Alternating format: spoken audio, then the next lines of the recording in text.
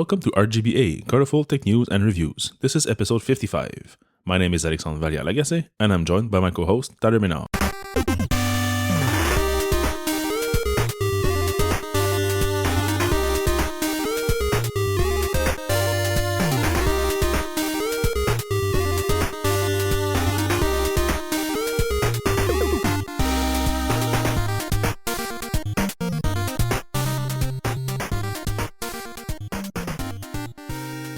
So, one new console again. It seems to be the years of Nintendo this year and last year. People were all waiting for the Nintendo Switch to be released, and while they were waiting, Nintendo released for last fall, mainly for Christmas, the NES Classic, which is a smaller sized, almost palm-sized version of the first Nintendo console they released in the 80s. And of course, people swarmed to their local stores, swarmed their Amazon online stores, and tried to get their hands on some of those. The problem was that there was only 2.3 million units produced, and that was after Nintendo made an extra buy order from their manufacturing partners because people were so crazy about this little console. This year, for this fall, for this Christmas, we'll have a new console, which is the Super Nintendo Classic Edition. So once again, same pattern, smaller, almost palm-size version of the console. This time, however, there are two controllers in the box, and there's a 20 plus 1 games included in the little console. So you cannot install your own games. You cannot use cartridges. It really is the same thing as the previous console. So basically a read-only of 20 plus 1 games. Why the 20 plus 1 is because there's one very special game included that was never released. In the early 90s, well, mid-90s, I would say, there was Star Fox, which was a game on the Super Nintendo, which was super popular. It was using a special chip for the polygons, and they were hard at work on a sequel to that game. So basically, you would have new vehicles, new levels, and new story. And the game was completed. All the artwork, all the mechanics were done. They were basically ready for the, let's say, bug fixing and just making sure that the game is really up to production level. And at this point, the game took so much time to produce that Nintendo basically pulled the plug and said start to work on the next game, which would be released with the Nintendo 64. Yeah. So the game Star Fox 2 was never released. And in this case, you'll get 20 games pre-installed, including that Star Fox 2 game. But there's a small catch. You need to do something in order to get that game. I think there are rumors that says that it's either you have to beat Star Fox 1 or you have to beat one level of Star Fox 1 to unlock Star Fox 2. So that's a bit of a different take on how to do this, but I'm pretty happy to see that there's going to be Star Fox 2, which I've never played, so that's a great idea. It's coming out September 29th for $80 US. There will probably be no pre-orders, so if you want one, make sure you follow a bunch of sites or Twitter accounts that reports when those super popular products are out, because you'll only get a few minutes to get your hands on one. Even though Nintendo says they'll be releasing more units than they did for the NES Classic. What does this mean? Is it like 20% more, 50% more, twice as more? We never know. And if you want my advice, just run and get one, because they will be only for a limited time and probably not enough units, because the SNES was, I think it was more popular than the NES. So there might be more people jumping around to get this little console. Yeah, this was my first console ever when I was a kid. It's a lot smaller. I think like the NES was a lot smaller than the original NES, like the NES they just released, I mean. Yep, palm size almost. Okay, and you can't stick cartridges on top? No, it's basically just, I don't know, well, the power button will probably work, and the reset button, but I'm guessing the eject button will not work, and the cartridge slot would be like plastic, and you won't be able to fold it, unless they go like the extra mile to make it as perfect as a replica as possible, and they even have the little flap, even though there's no connector in the console. And again, our friends over the pond, they get the better console, the nicer console. Well, it all depends. It's a nostalgic factor. So for me, that European console. I've only sit in person once in my life at a friend's. It was nice looking. I found the color buttons to be a good idea. But for me, for my childhood, this is the boxy console that I want to get. Are you still going to jump on it again? Of course. I'm already subscribed to a few Twitter accounts and a few services that send you a text message when stocks are available. So I'm going to run for it. I'm going to try to get a few extra ones also, because I know I have friends who are not as fast as me for these kind of things. So I'm going to get a few more, and if they want them, good for them. I'll sell them for the same price. But if they don't, I'm going to sell it on eBay and probably pay my own console with that. Kind of like I did with the NES Classic. I was not able to get more than one unit, but I was able to order from China the extension cords, which were required because the cords were like 2.5 feet long. And that doesn't fit well with our modern living rooms where you have a flat screen TV that's like 9 or 10 feet away from the couch. So you had to run and buy some cables, but they were not available at lunch.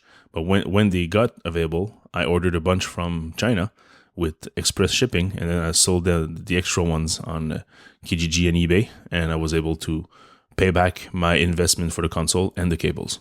So yeah, they want to give you the real 90s experience with the sitting right in front of the TV, because you wanted to see everything because the quality was so bad. Yeah, but I think it's more for perspective, like the relative size of the console versus the remote. They did the same calculation for the cable length, which is a nice touch per se because it matches the console proportions, but in the living room it doesn't make sense.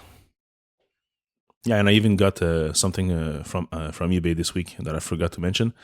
For that NES Classic, I got a case, like a zipper kind of storage case that you can take to your friend's house or whatever. But for me, it's just a matter of storing it in a nice little case. It's full of foam that is pre-cut for the controllers, and there's a place for the cables and the console. So it's all nice and tidy in my living room. So whenever kids want to play that, you just take it out and you plug it in. So. Because are the controllers smaller or just the console itself? The controller are the same size. It's just the cable that were shorter, and the console is also smaller. Okay. And there's no power brick. It's only a micro USB port in the back. So you have to plug it to your USB port on your TV, basically. That's not bad. But not all TVs have a USB. Like my two TVs here don't have USB. Yeah, so it's always a matter of what your equipment is. But they should have put like a regular small 5-volt power brick in there. Yeah, I think I read something that that's how it's gonna work for the SNES. Okay. But once again, you can be sure that in a couple of weeks, the people who hacked the NES Classic will be jumping on this one to also hack it, because there's one special reason why this will be a great emulation console.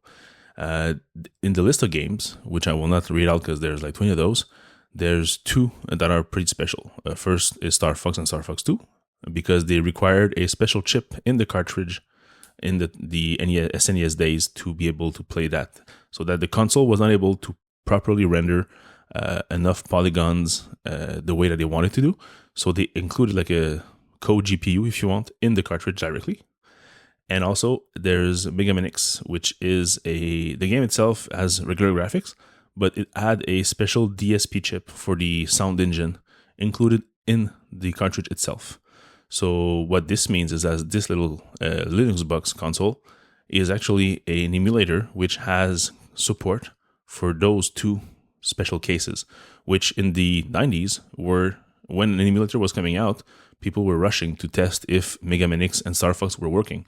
And usually they were not, because it requires like a whole separate set of challenges to be resolved before being able to emulate those games. But now they're already emulated in that little console. So once we'll be able to sideload games on that console, we might be able to sideload basically all the games from the SNES days, and not just a limited set that are not requiring the DSP or the special co-GPU. So that's pretty intense.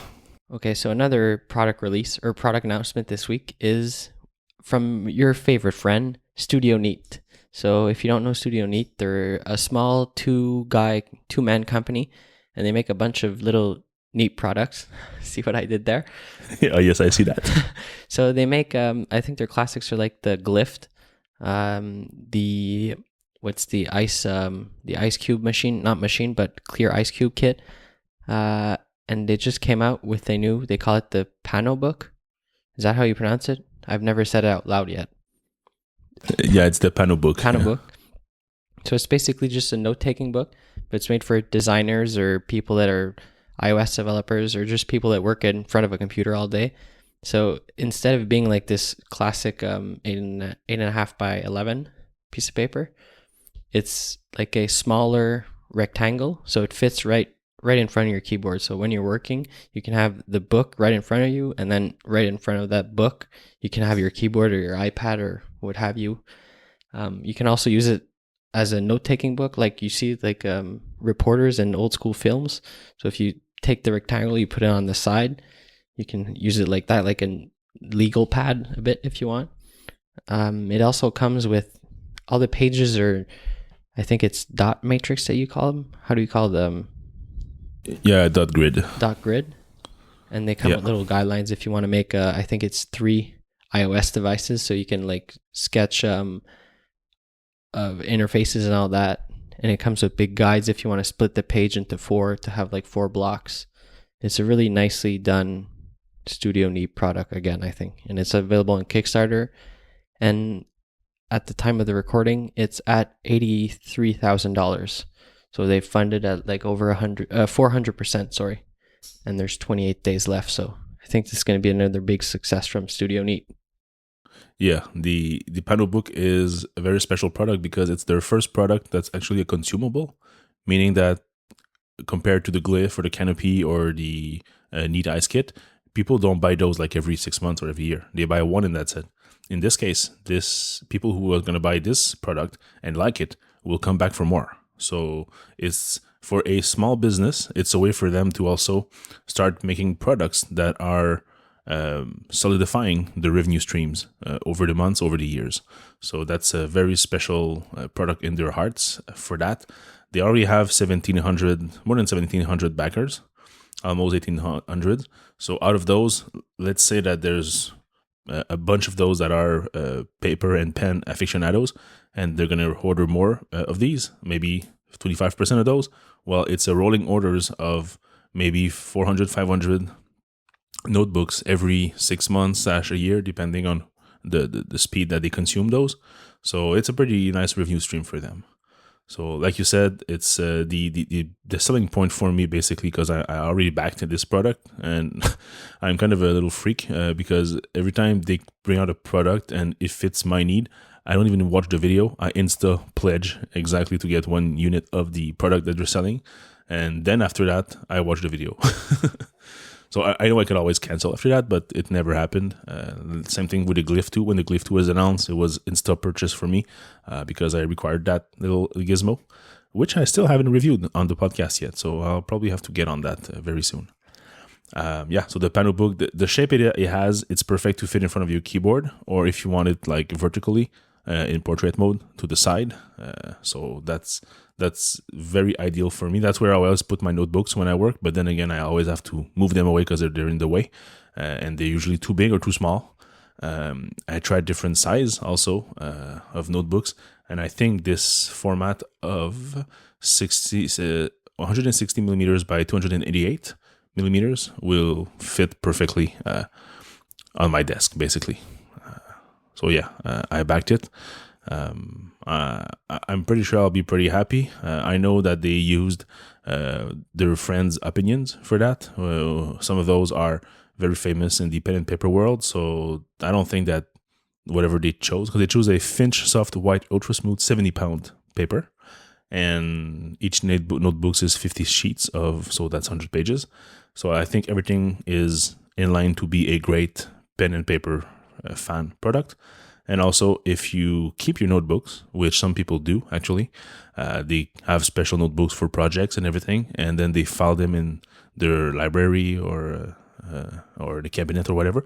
This one comes with a small, cardboard case, if you want. It's like a sleeve. Like a sleeve, yeah. So you can even write the project name, the date, and then you put it on your shelf. And when you get a couple of those, it looks pretty nice. I see like a subscription base model coming for this in the future, like field notes do with the little field notebooks. Yeah, that would be great. But they would need to constantly make up new designs, new colors, new textures, new types of paper. So I don't know if it's gonna work, because the field note thing is the paper is always the same. It's basically just the outside cover, yeah, that's different, that's themed. Like I have a space one, there's a campfire one going on right now. Or you can, like you said, you can get like a subscription to get 3 of those every month. So, but then again, this is very, very niche, because I don't know many people who go through 3 notebooks per month. And there's also people that are hoarders that are getting all of those and putting them in a drawer and not really using them. Anyways, it's a magnificent product. It's $20 US for 1 and $55 for 3, so you save $5 there. The shipping is $10 for Canada. So I haven't checked with the other countries. So basically, I backed one. I know you might want one. You're not sure yet. And I think I have also a colleague at work who also wants one. So I might change for my pledge for a 3-pack instead. And they also added a 12-pack, which was not the case when they launched the campaign. There was only 2 pledge level, and now there's a 12-pack for $200. One per month. Yeah, basically, yeah. Or for a team, if you have a team of designers or iOS developers and stuff, you can get that for the whole team. And then put a nice sticker on it and say, that's my brand on this little notebook. Moving on to another brand that has released a couple products this year. The Amazon Echo Show was finally released for reviewers, and we started to get some video reviews and text reviews of this little device. Basically, I'm kind of really not sure about it anymore. At first, I was pretty positive about this product. But looking at the Verge review, which is very great, they did a good job of explaining how to use a product, how to add new, not recipes, what do they call it, skills, to Amazon, and it's all pretty nice. But the thing that really bugs me is the angle. If you have this on your counter, for example, your kitchen counter, the angle is fixed. So if you're ever standing close to it, then people who are chatting with you, video conferencing with you, will see like your belly. And if you have a kid that is short, he will never be in the camera frame.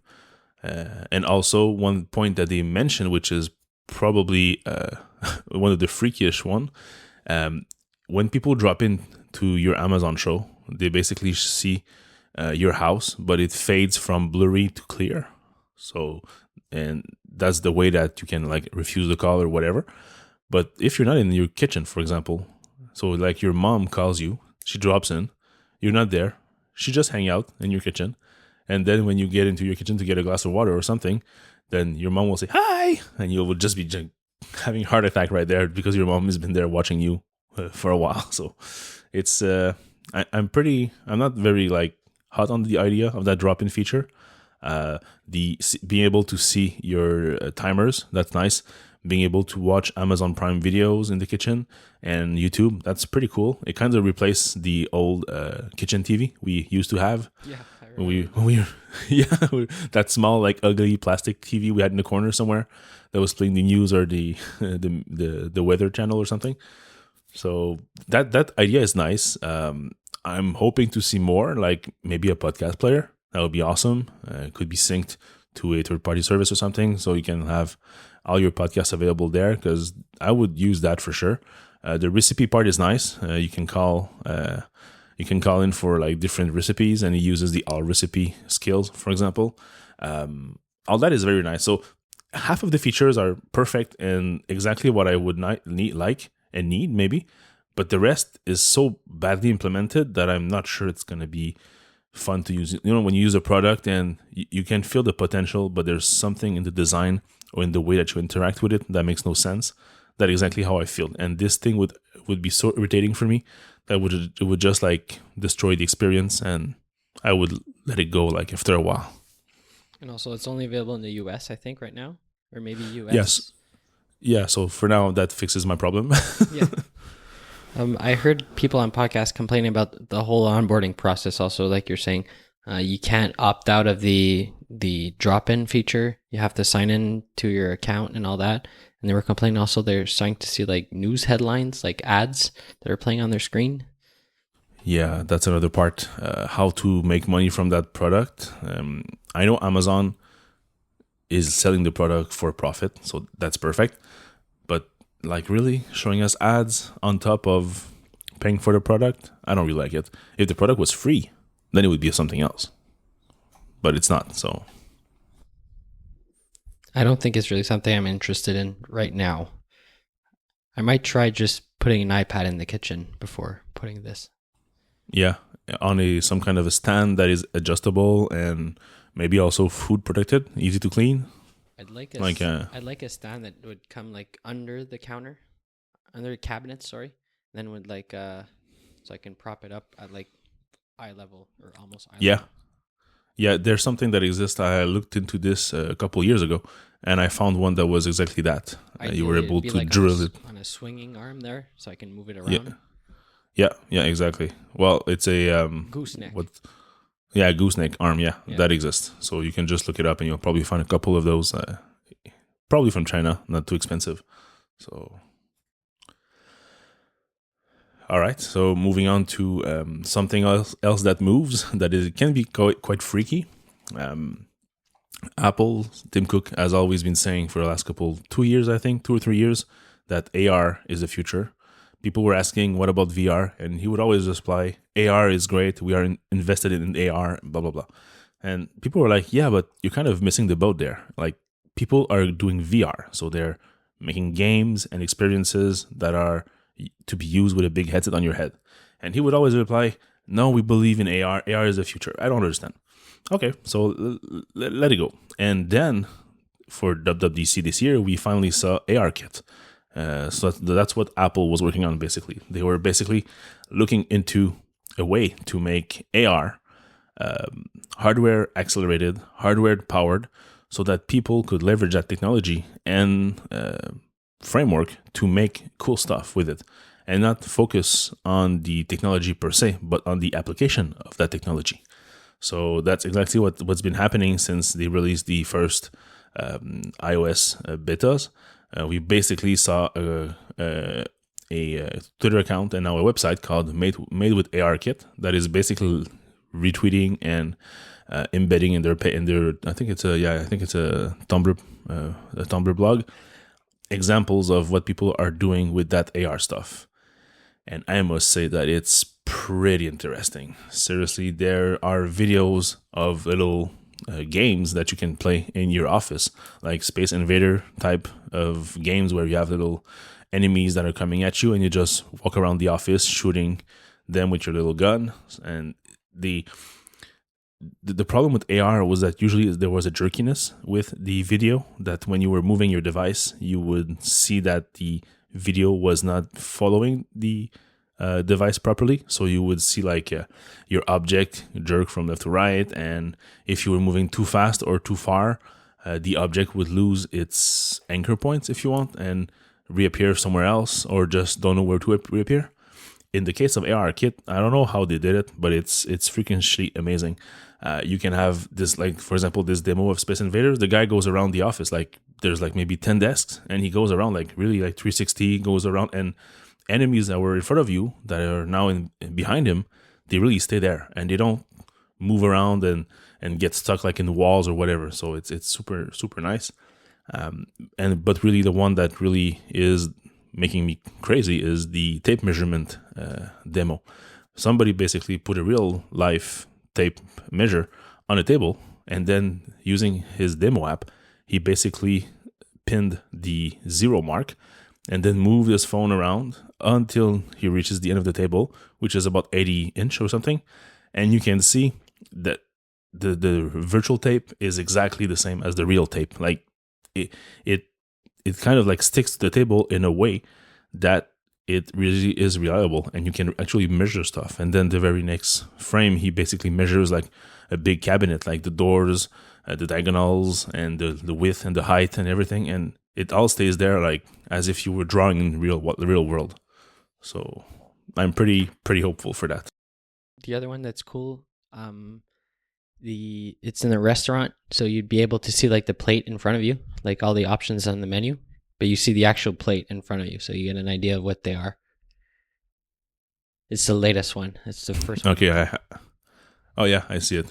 Nice. You can swirl around your tacos and see exactly what it looks like. So you go through the menu with the AR like objects in front of you instead of having the plain paper menu. Nice. Yeah, I think we're just going to see more and more like crazy things that we never thought would be possible. One that is pretty freaky is the robot dancing in the living room. Yeah. So there's one that basically is using a human-shaped robot that dances. But the crazy thing is that the AR kit is also aware of lighting source. So in this living room, on the left, there's a big furniture piece, and on top there's a light. And if you look at the robot's shadow, it basically faces outward from the light. So it detects that if my object is here, according to the different light pattern in the room, this is how the light source is, and this is how the shadow should be defined. And it's basically perfect. Do you know why all the videos are in portrait? Because that's how people hold their phones by default. But aren't they like, I don't know, you can't do landscape with the AR kit? No, you can. Yeah, there are some demos. Like the tape measure is, the UI is half landscape and half portrait. But no, you could do the exact same thing, both sides. It's just, I think, because people tend to use their phones vertically, maybe with the video stuff nowadays, and that's probably why they do it. Okay, because I'm looking at them on my computer for the first time, and I guess I never noticed from my phone, but they're all portrait. You don't see nothing. Yeah. But the cool thing is that, yes, this AR kit is amazing tech for developers, that's for sure. But the thing that is the most intriguing for me is that we learned a couple months ago that Apple was partnering with Zeiss, the glass making company, who usually makes Sony lenses for the Sony DSLRs and Nikon lenses also. So they basically make the glass in the camera lens. And they are the probably world-renowned expert on glass and treatment of glass to remove reflection and all. And somebody said, I don't know if it was somebody from Zeiss or other source, but basically they are working with Apple on AR glasses. So what I'm thinking this would be is basically a set of glasses that is made of transparent glass that you wear like you would wear your regular prescription glasses, but there would be some kind of a screen embedded in those that can allow you to see in real life the actual AR stuff. So you would be able to, without the need of any big junky headset and heavy battery or cables or whatever, just a regular wireless glasses, kind of like the Google Glass, but much better and much more real looking and not just like cyborg looking glasses that would work perfectly with ARKit. So you would be able to, whenever you use an app that's an AR enabled app, it would be transferred to your glasses and you could just walk around and do your stuff. So that would be the crazy stuff if they were able to pull that out and release this product to the wild. It's probably not another iPhone, but it would sincerely be much better than an iPad release kind of popularity. Also this week, the iOS public betas have been released for both iOS and macOS. So I like this news because it means it's now safe to use it on your device, or safer to use on your device. I think usually the public beta is one beta behind the developer beta, right? Yeah, but this one's special because it's a re-release of the same. Well, they say the same. Beta I'm 2. pretty sure they fixed something. Yeah, it's the beta 2 that they re-released. I think it has a different build number, but it's supposed to be the same ++. So maybe there are some bugs that they don't have on the public beta that we are experiencing on our developer beta. Okay, I'm still gonna stick on the developer beta because usually it's more advanced or more ahead of the public beta. But it means I can tell my friends that want to try it out that, sure, there's a public beta, so go ahead, try it. Yeah, but there's a little asterisk with that. Yeah, but you don't say that. Yeah, you're not a super good friend if you don't say that, because you might crash their device. Yeah, I know. Yeah, so just a heads up, it's safer, but it's not safe. Right. So there's a little difference. So usually if you want to get into the more stable realm, it's usually beta 4, beta 5.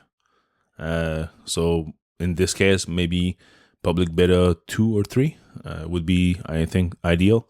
I'm also sticking to the developer beta because I'm having right now an unstable phone, so I might as well get all the new features now.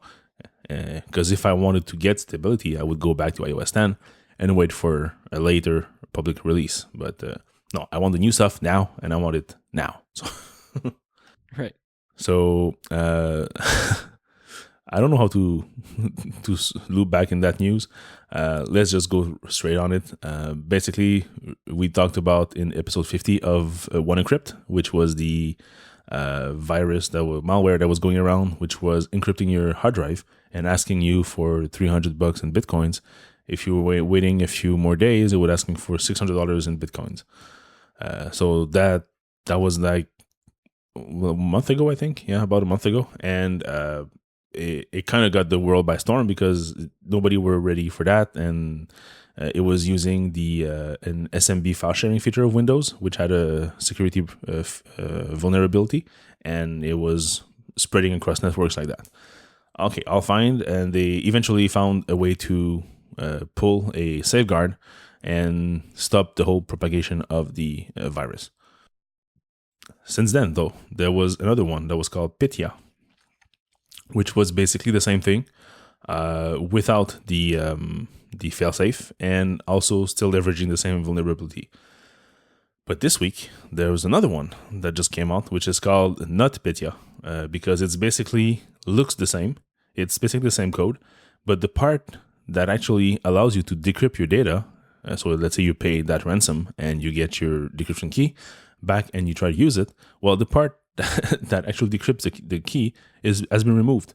So basically, it looks like malware. It asks you for money, but there's no way that you can retrieve your money, because what it does when it encrypts the data is actually zero out the data. So it actually wipes the data from your drive. So there's no way for you to get it back, even though the malware says, hey, buy us some bitcoins and you'll get the key back. So, and again, it's the exact same vulnerability. So that SMB file sharing feature from Windows that was patched in late April of this year.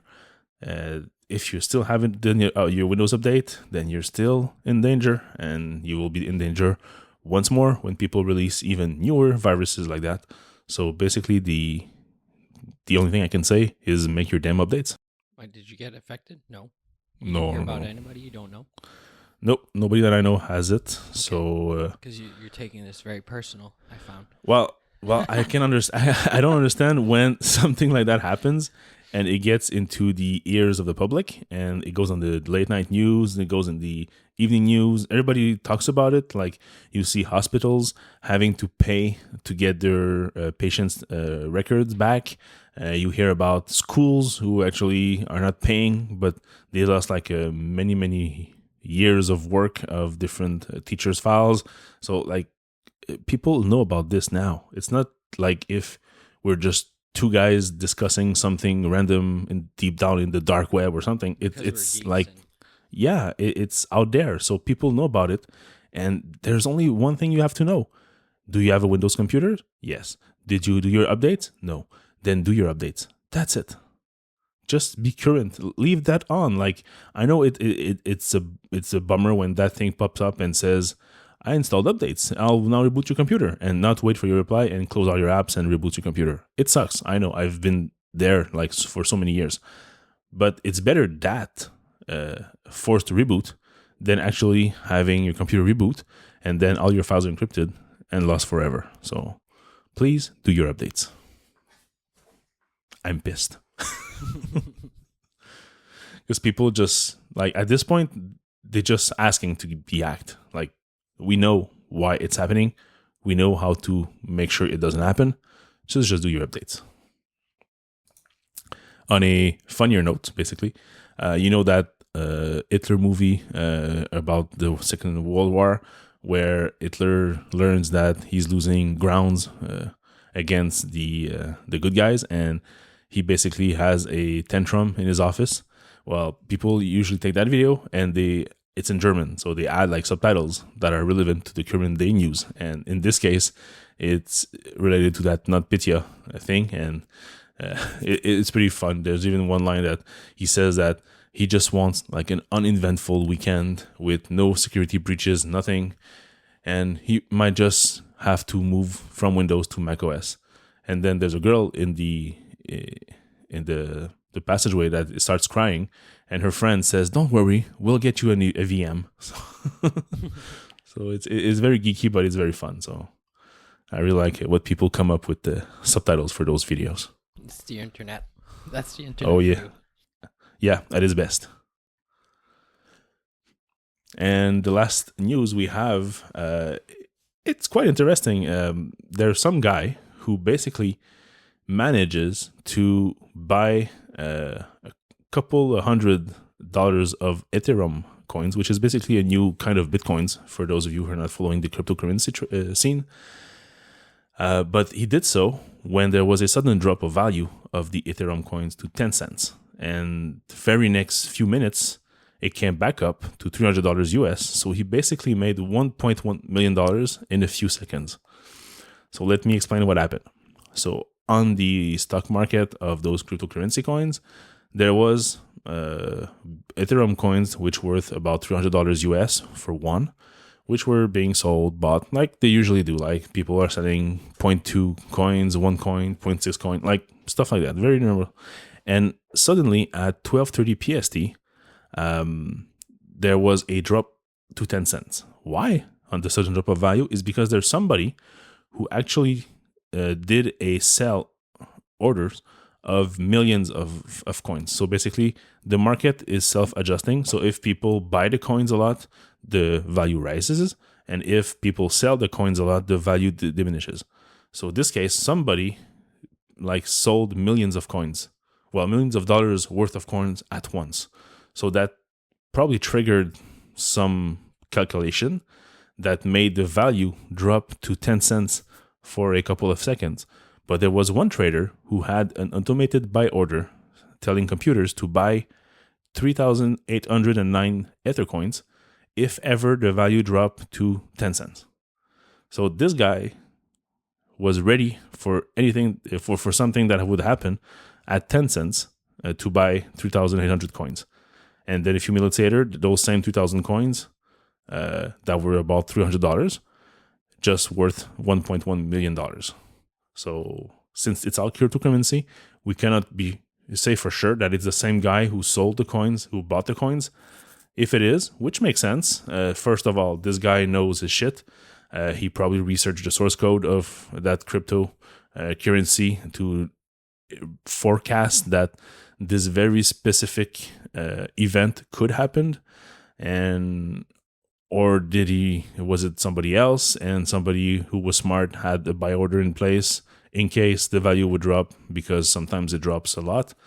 But it's all fishy because one sell order drops the value and one buy order was already configured to purchase 2,800 Bitcoins, Ether coins at once. So yeah, but I think they say that this guy had a 300,000% return within a few minutes. So it's pretty crazy. And if you're wondering if the stock exchange, the GDAX, which is in this case, will refund or reverse any of the trades, and it's nope.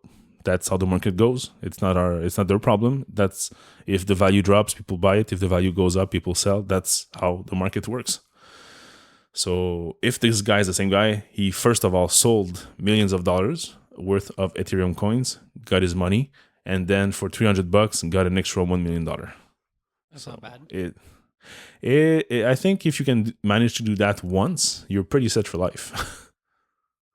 So yeah, the links will be in the show notes. There's an article on Free Code Camp recounting exactly the steps that it took, and it's pretty crazy.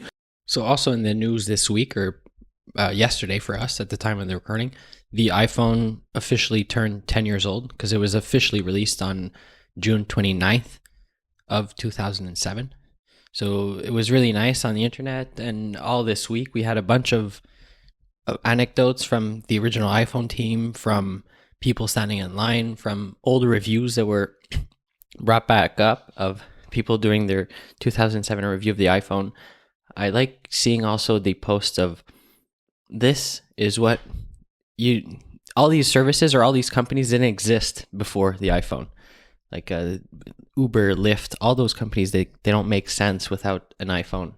Airbnb, Breather, all the bunch of like phones that are not phones, businesses that are built around what the smartphone provides right now. So it was cool. It was nice to read. Yeah, it's pretty cool to reminiscent of those first couple of years when people were going across the border to get an iPhone. The very same week that somebody released a jailbreak so that people could actually use the phone in Canada. Other people, like the guys from iPhone in Canada, they basically had the phone, but they could not unlock it. So it was basically just play around with the slide to unlock feature for a couple of weeks. So that was pretty awesome. You could call 911 if they want. Yeah, true. 911 and slide to unlock, which is not enough features for a $600 US phone, but still, it was the start of something big.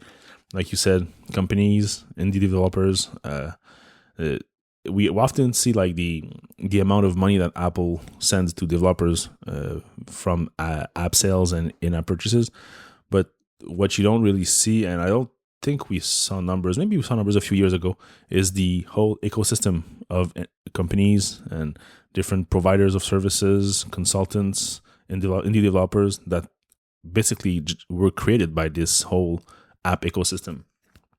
So that's something big. Like, people have actually like their own careers.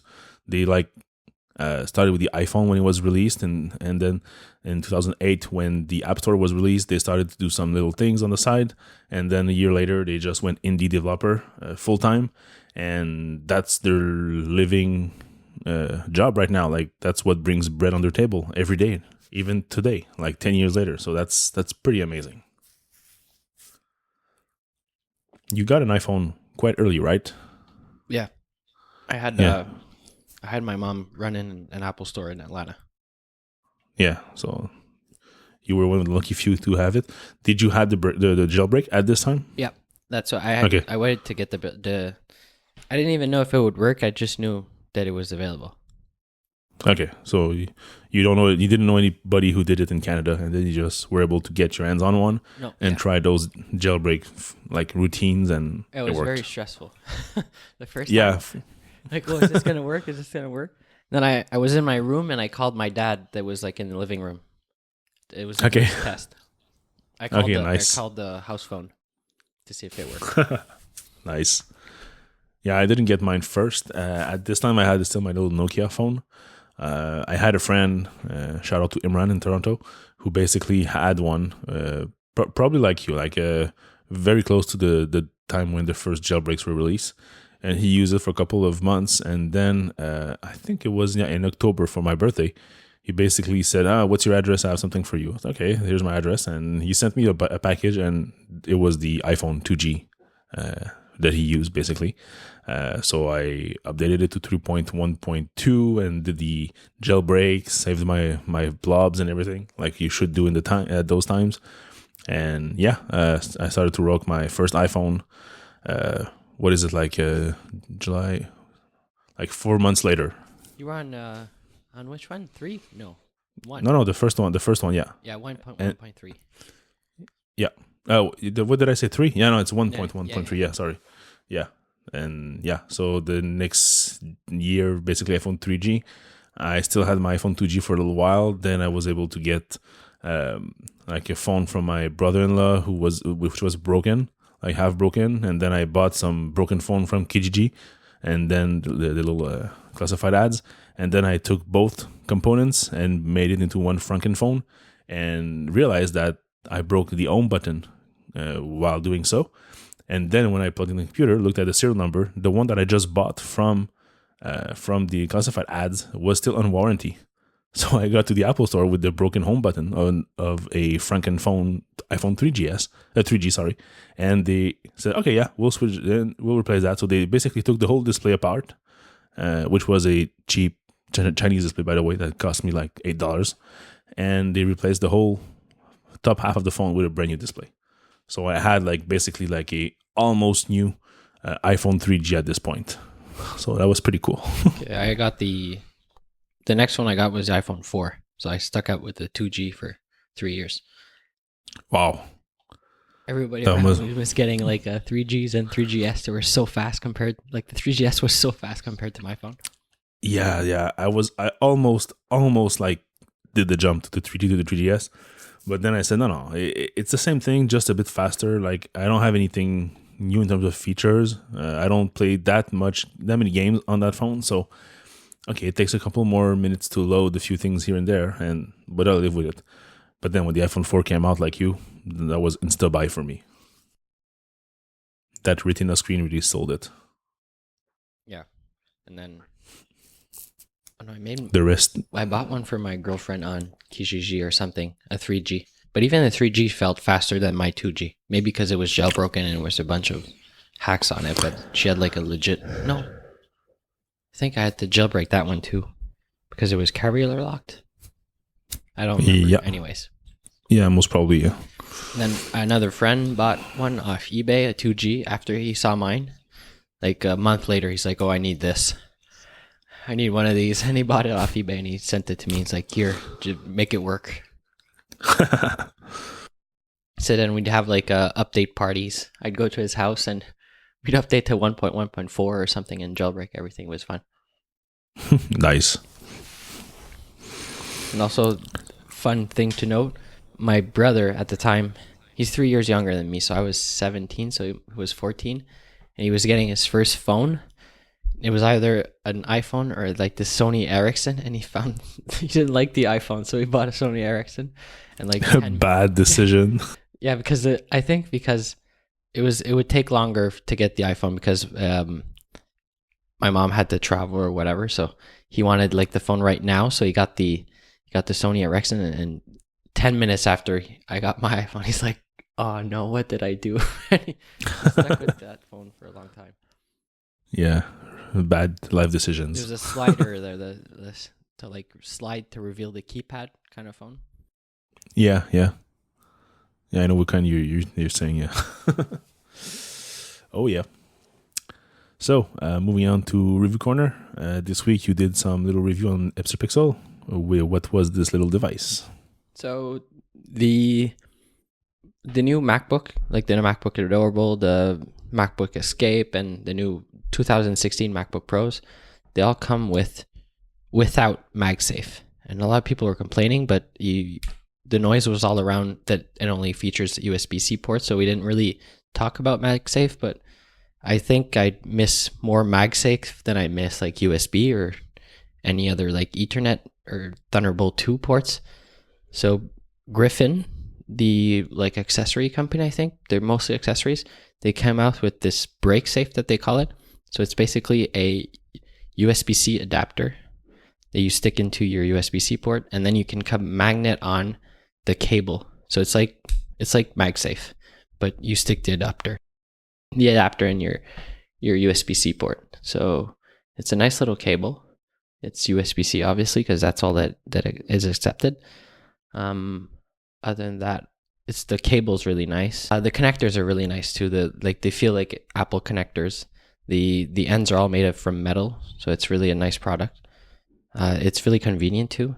The only thing I don't like is the adapter is a bit big, but I guess that's just how it has to be because MagSafe was all inside the computer and they don't have that luxury with the aftermarket products like this. Yeah. Another little annoyance, but as I read in the spec sheets and all that, is it only connects on one side.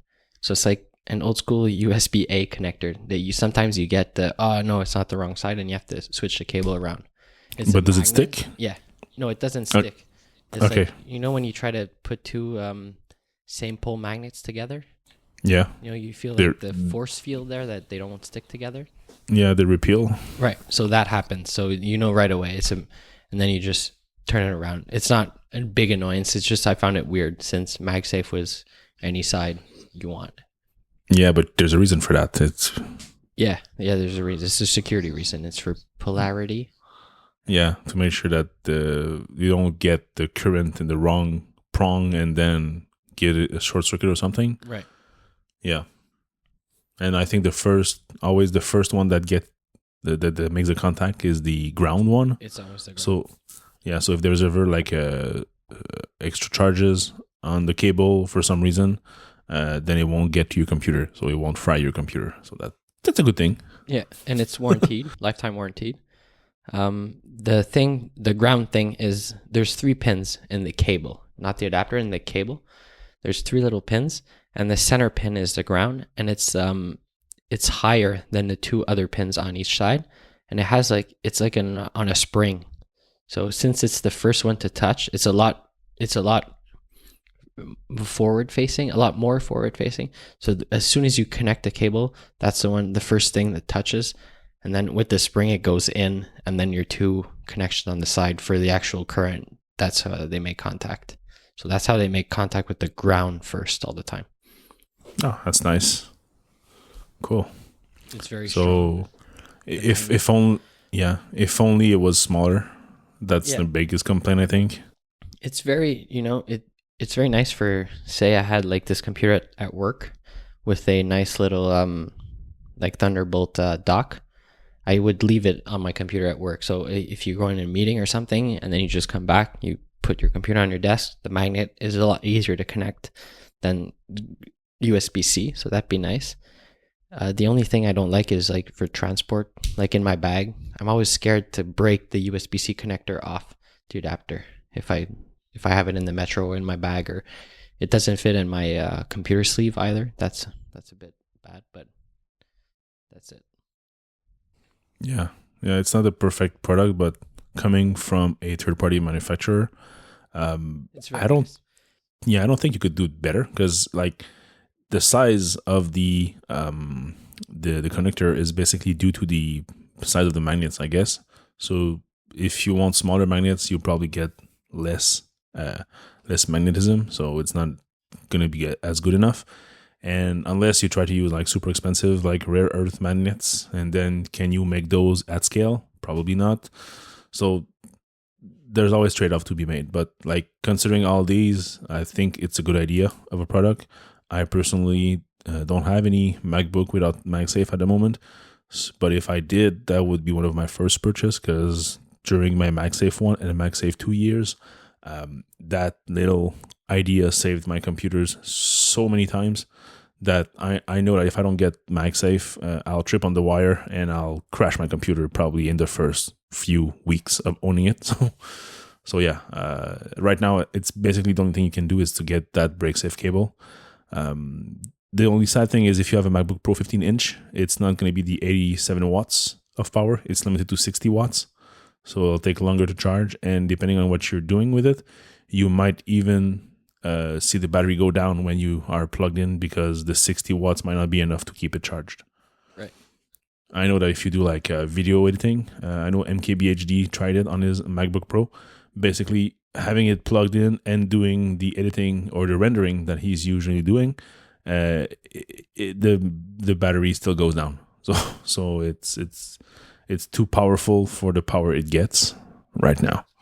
Also, the one thing missing that I liked on MagSafe is the little LED to tell you if it's charging or if it's charged, but that they can't really replicate. Yeah, because you need like the cable to talk with some private API on macOS for that. Yeah, but that's one of the nice features I like. So when it's green, I can take off the cable. So I don't know, it was just nice. Yeah. All right, so that's it for this week. This was episode 55 of the RGBA podcast. You can find us on Twitter at _RGBA, and you can follow us on Twitter. Our personal accounts are I'm Valliere, VALLIERES. And I'm Tyler Menard, TYLER MENARD. Have a nice week. Have a nice week.